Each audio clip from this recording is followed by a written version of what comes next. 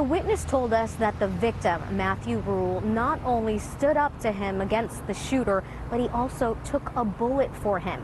We're concealing his identity as he told us that he is afraid that the shooter may still recognize his face. His eyes were stone cold.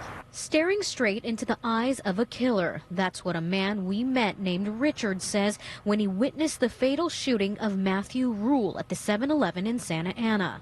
I was in the military and I've seen things happen, but being that close to death, I mean, it's scary. The Marine veteran says he's been on and off the streets since 2005. In the early morning hours of July 11th, he says he was on his way back from getting a sandwich from a nearby shop when he saw a man wearing all black pacing the 7-Eleven parking lot, speaking with a woman on speakerphone. I heard her say, "Don't be stupid, don't do what you did before." Thinking nothing of it, he continued walking.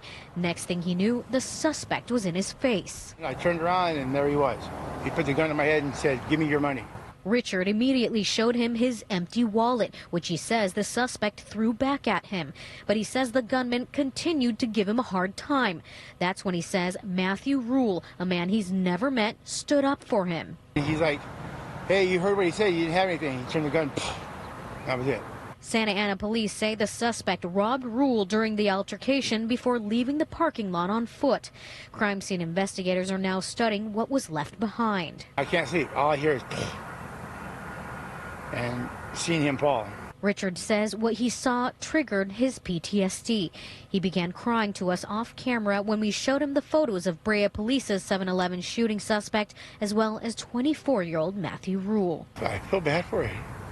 That some stranger took a bullet for me to stay alive. Richard remembers the gunman then told him to run off, and he did, and he never looked back. In Santa Ana, I'm Rena Nakano, CBS 2 News.